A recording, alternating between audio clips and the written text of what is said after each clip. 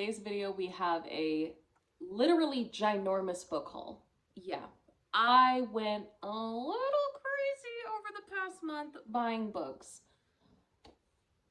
I'm gonna say retail therapy is the excuse.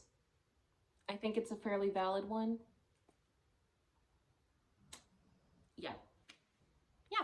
After this, I am officially on a book buying ban for the rest of the year. Luckily, there's basically a month left of the year, so that's not that big of a deal. Also, as a little bit of a preface, if you hear snoring, I apologize. My dogs are being so cute and they're sleeping in the chair next to me. Let me show you real quick. She's the snorer and she will sleep through anything. She's just being a peaceful little lady looking out at the sun. So if you hear snoring in the background, that is why I cannot stop it. You think I'm gonna move that angel? You think I'm gonna disrupt her sleep? No, you're just gonna have to deal with it. I'm sorry. My first pile is books that I got from Barnes & Noble, which is actually quite surprising because I don't typically buy books from Barnes & Noble, but I happened to buy a couple this month. The first one I bought towards the end of October. I bought it 3 weeks before it was actually publicly released. Bookshops and Bone Dust by Travis Baldree. This happened to be on the shelves 3 weeks early, so I had to snag it. I don't know why they put it out early. I think it was a complete accident, but I'm not mad about it. This is the prequel to Legends and Lattes, and I did read it in a video coming out this Wednesday, if you're watching this the week that it comes out. So I will leave a card up above when that is published, but you can also just check out my channel. The video was reading 1 page for every time I check my phone, and I listened to it on audiobook. This next book I read in February, Do-Over by Lynn Painter. I was waiting for the paperback to come out because I collect her books in paperback, and it just recently came out, but they have a Barnes & Noble exclusive edition that's even cuter.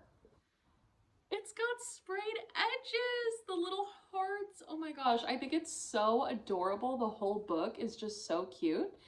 And I got this at a ridiculously good price. The book is normally $13, which in itself is not bad at all, especially for a book with sprayed edges, and the edges are done really well. But on top of that, I had $5 off because I'm a part of their free membership. So it ended up only being like $8 and some change, which is awesome. This next one I did not actually purchase. My mother-in-law got it for me as a little gift when my grandfather was going through the health stuff. He ended up passing away, and she got me a little gift to just cheer me up. A hardcover copy of Hey Hun by Emily Lynn Paulson. I read this a couple of months ago. It is a nonfiction that I ended up giving 5 stars. I highly recommend this. It's an anti-MLM nonfic about a woman who was in an MLM, and she goes through joining the MLM, being a part of it, and then leaving. And it's super interesting. If you're someone who's into anti-MLM content, this one is for you. No one's gonna be surprised by this. The holiday edition of Fourth Wing. I got it. I had pre-ordered this on Amazon, and I don't know if any of you are being affected by this right now, but I pre-ordered this like over a month in advance. And then the day that it was supposed to be shipped to me, I go on Amazon to check the status of my order, and it doesn't even have a shipment date on it. All it says is, "We'll email you once it's available." How the hell can I pre-order a book on Amazon and then the date of release, they don't even have it printed yet?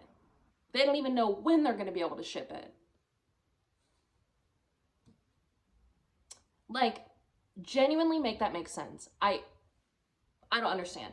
So even though it was going to be like $10 cheaper than it was at Barnes & Noble, I was like, forget this. I canceled my order, and my husband went to Barnes & Noble that day to pick it up for me, because the day that this happened was the day that I was driving back home to be with my family because of everything going on with my grandpa. So he was nice enough to go to Barnes & Noble for me and pick this up. I really wanted a copy of Fourth Wing that was special in some way with the sprayed edges, because I never got the first edition of Fourth Wing, and I knew that I wouldn't be able to, it was either that day or never again, basically. Like, I had a feeling that this book was going to sell out the day that it was released, so I didn't want to take my chances, and my husband was nice enough to run that errand for me. So thank you so much to my bookish husband. Much appreciated. To go along with that theme, we're going to go with books that I purchased online. Some of these are new and some of them are used. First up, we'll go with the Amazon purchases. These are two new books, Iron Flame. This is the second book in the Empyrean, I never know how to say it, but the Fourth Wing series. You know what I'm saying? You know what I'm saying. You get it. I pre-ordered this on Amazon. It ended up only being $14 after tax. I don't know how I got that lucky. I pre-ordered it months in advance, and when you pre-order on Amazon, they give you the cheapest price that it ever reaches. And at some point it was on sale for $14, and that's the price I locked in. So I do have the sprayed edge edition of Iron Flame. Super, super happy about it. To people who are not having luck on Amazon, I am so sorry. I know there's several people who are still waiting on orders. They're confused about what's going on with that.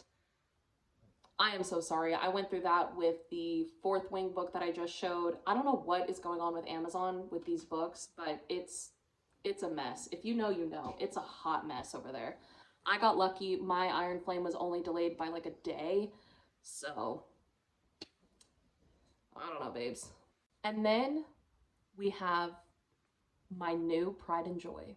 I bought the new editions of the Off Campus series with the sprayed edges.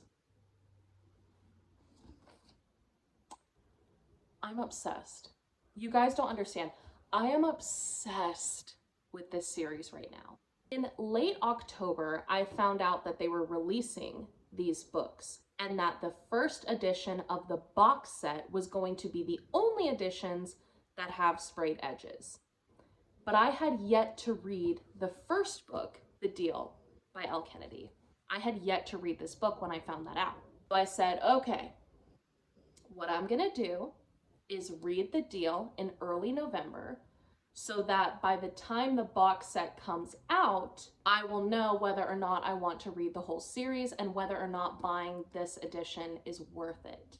I was only planning on reading this book in early November though. Tell me why I ended up reading 3 of the 5 books in the series this month. Tell me why. Tell me why I am now obsessed with this series. Tell me why I have given all 3 of these 5 stars.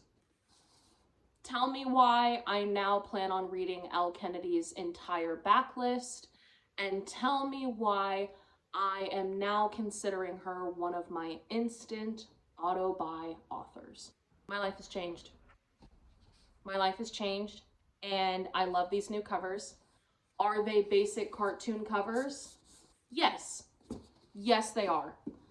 But am I obsessed with them? Especially this one. Let's just take a moment. This is gorgeous. And then the pastel colors on the back, are you serious? I love it so much. I love everything about these. I'm literally... It's not healthy. It's honestly not healthy. I'm not a consumerist bitch, but when it comes to books, I have a problem. I also just want to point out that the spines are numbered, and when books do that, I am obsessed with that. Bloom Publishing has been picking up so many different authors, new authors, authors that have been around for a while, and they're doing all of these really special versions of the books. And I swear to God, they're gonna take all my money. They're gonna take all of my money. I bought 3 books used online, 2 of them are from Amazon and 1 of them is from eBay. Our first used version of an Amazon book is Frankenstein by Mary Shelley, and this also has sprayed edges. It has the map looking type edges, which goes along with the book. I read this book a long time ago, but I definitely want to reread it sooner rather than later. So it is on my TBR, but I have read it before. But it was I'm talking like high school was when I read it. Then from Amazon UK, I bought Last One at the Party by Bethany Clift. This is my literal favorite book of all time. So the fact that I didn't have a copy of it before is honestly blasphemy. This is a dystopian novel and it takes place in the UK. It's from a UK author. I think you can buy it in the US, but it's hard to find. Like Barnes & Noble doesn't have it.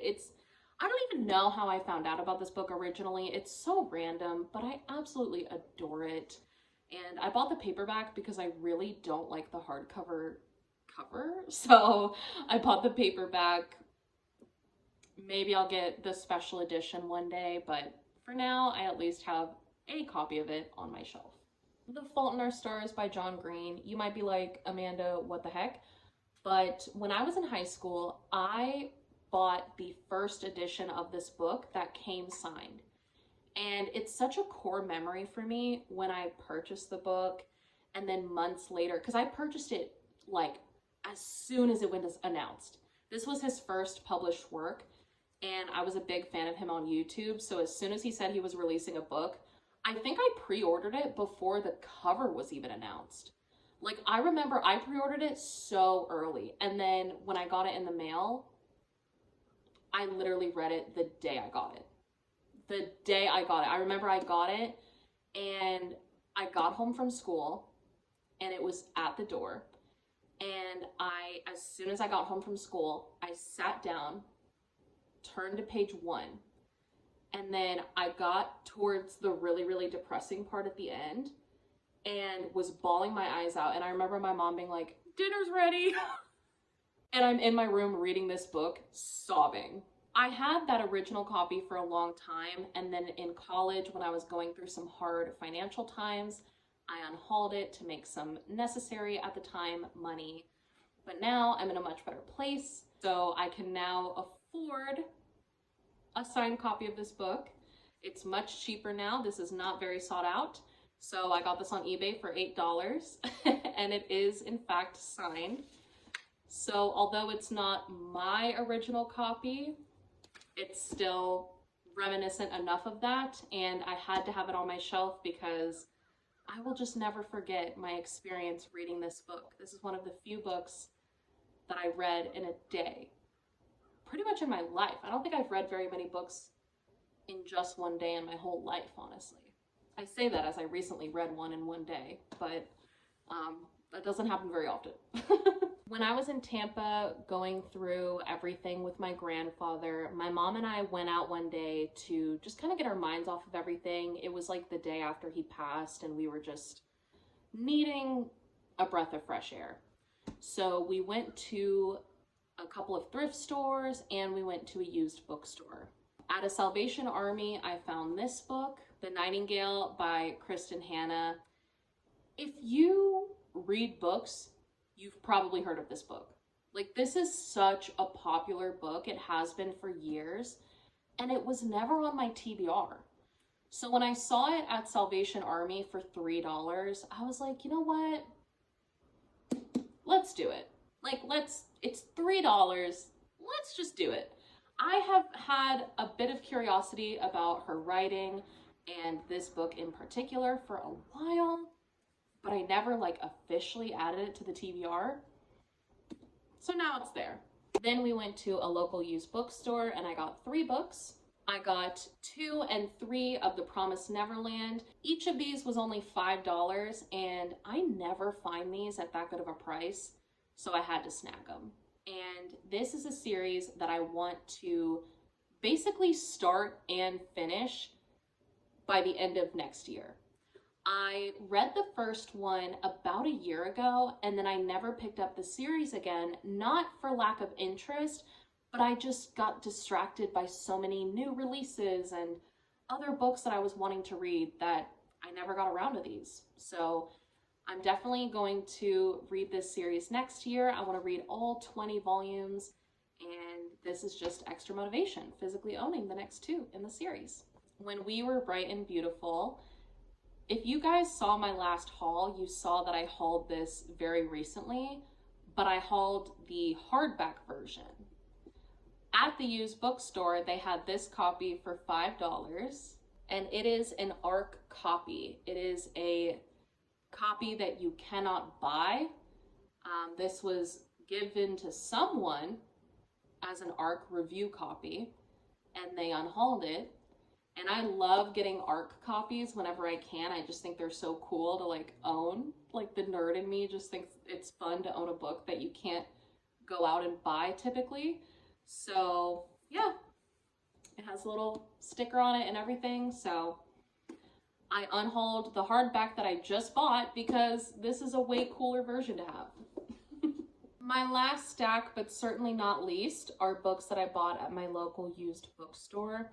I don't remember the prices of each of these, but I know they were each around $5. I would say they were all between $7 and $5. No, $7 and $3. I got The Grace Year by Kim Liggett, and I actually recently read this one. I read this in the same video that I read Bookshops and Bone Dust. So once that comes out, definitely check that video out to hear my thoughts. My Sister's Keeper. This is a classic book, one of those books that most people have read, and I somehow have not. But I have had a morbid curiosity about it for the longest time, and I definitely want to read it. I've never seen the movie either, and I've heard that the ending of the movie and the book are very different, so I kind of want to read the book and then watch the movie at some point. Maybe even do a whole video on that, if that's something you guys would be interested in. If so, let me know in a comment. I got this fairly beat up hardback version of My Year of Rest and Relaxation, and I got this because I wanted a copy of this, and they had some that were paperback, but they were like really, really beat up. And then I saw this hardback and I was like, huh, I didn't even know this book had a hardback version. And when I looked it up, the hardcover on Amazon is like $44. And this was, I think, $5 or $4. So I already wanted to read it. Why not own this version? Cuban Girl's Guide to Tea and Tomorrow. Fun fact, I am half Cuban. My mom is Cuban, and my abuelo is the one who recently passed away. My grandpa on my mom's side of the family, he was my only grandparent. And I was in the used bookstore and I saw the spine for this. I saw it said Cuban Girl, and I was like, is this play about us? So I had to pick it up and just read a little bit about it, read the first couple of pages, and I read the synopsis of the book.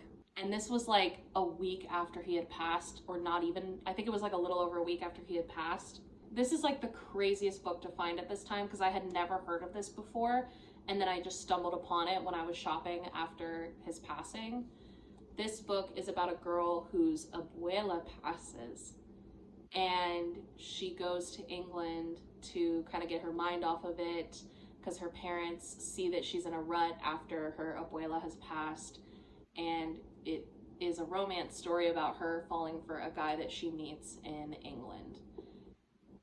And that just hit way too close to home and felt like a weird sign that I saw this book for the first time right after my grandpa passed as a Cuban girl, like, hello. So I had to get it, and I absolutely want to read this soon. I think I'm gonna cry a lot, not because the book itself is like super sad, but just because I relate way too hard. Like, I was reading the first couple of pages and I was like, this could be me. Like, this, the only difference is that she's in high school and I'm not, but otherwise, like, this, it's a little creepy. It's a little creepy how close to home that hits. I then found Carrie Soto is back. I am currently in the process of reading Taylor Jenkins Reid's backlog, and I saw this, but when I originally saw it, it had a sticker on it that I have since taken off that said signed copy. Y'all, it's freaking signed. And it was at the used bookstore for $7. Taylor Jenkins Reid signed this.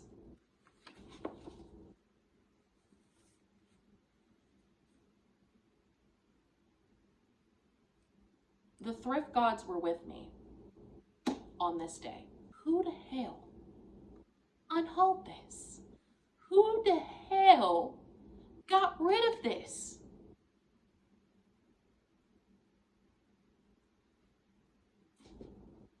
Thank you for getting rid of it, but also, why?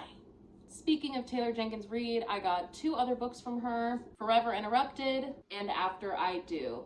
Again, I'm trying to read her whole backlog, and these covers I like. I prefer them over the older covers. I do wish they were in hardback though, just to match my other covers of hers, but such is life. It'll be okay. It'll be okay. These last 2 books are books that after I bought them, I don't regret buying them, but after I bought them, I was like, you know what? We're done buying books for a while. We've gone a little overboard. Terms and Conditions by Lauren Asher. Things We Left Behind by Lucy Score. This is the 2nd book in the Billionaire's Dreamland series. And this is the 3rd book in the Knock 'Em Out series. Have I read either one of these series? No. Do I own any of the other books in either one of these series? Also no. But they were each $6. $6. So I had to get them, because I know I want to read these series. Does it make logical sense to buy the 3rd and the 2nd book in 2 separate series that you haven't even started? No. But I was depressed, so I shopped, okay? This is what we're working with. Holy crap. This is the book haul. I did quite a lot of damage. Thank you so much for watching. Thank you for being here. If you enjoyed this video, you'll probably enjoy my other content, so you should stick around. We are a judgment-free zone, so if that sounds appealing to you, we'd love to have you. And until next time, bye!